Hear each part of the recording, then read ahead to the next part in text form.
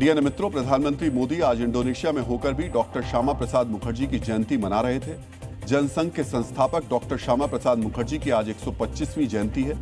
एक देश में दो विधान, दो प्रधान और दो निशान का विरोध जोरदार तरीके से करने वाले डॉक्टर मुखर्जी को पूरे देश में श्रद्धांजलि दी गई। लेकिन डॉक्टर मुखर्जी के अपने प्रदेश पश्चिम बंगाल में उनकी जयंती इस बार विशेष रूप से मनाई गई।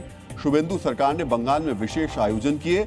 ये पहला मौका है जब डॉक्टर मुखर्जी की जयंती पर पश्चिम बंगाल में बीजेपी की सरकार है। आज कोलकाता के इको पार्क में डॉक्टर मुखर्जी की 125 फुट ऊंची भव्य प्रतिमा का शिलान्यास किया गया।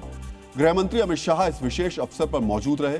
वो भारत में उनकी सबसे बड़ी ये जो मूर्ति है, प्रतिमा है, वो भारत में सबसे ऊंची होगी।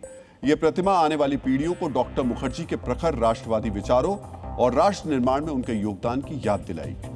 गृह मंत्री ने कोलकाता के भवानीपुर में डॉक्टर मुखर्जी के पैतृक घर जाकर भी उन्हें श्रद्धांजलि दी। कोलकाता में आयोजित समारोह के दौरान पीएम मोदी इंडोनेशिया से इस कार्यक्रम में जुड़े।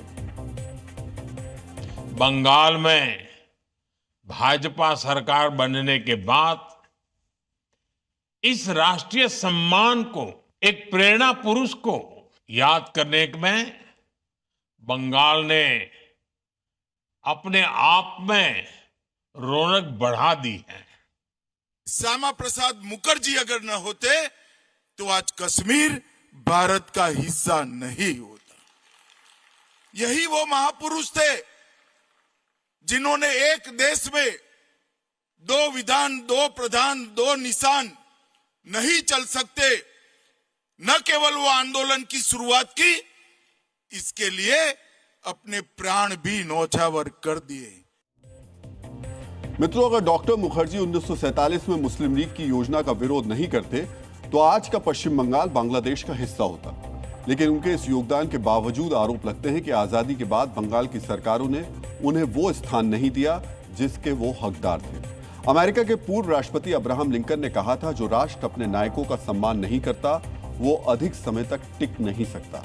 डॉक्टर मुखर्जी को लेकर बंगाल सरकार की सोच अब बदल गई है। शुभेंदु अधिकारी के मुख्यमंत्री बनने के बाद बंगाल सरकार ने डॉक्टर मुखर्जी के सम्मान के लिए कई कदम उठाए हैं। सबसे बड़ी प्रतिमा की आधारशिला रखने के अलावा बंगाल सरकार ने डॉक्टर मुखर्जी के सम्मान में 6 जुलाई को आधिकारिक छुट्टी की घोषणा की है।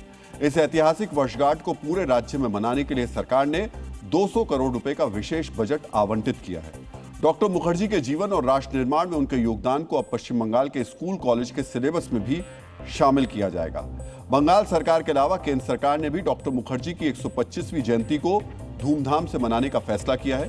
केंद्रीय संस्कृति मंत्रालय डॉक्टर मुखर्जी के सम्मान में 2 साल का देशव्यापी उत्सव मना रहा है।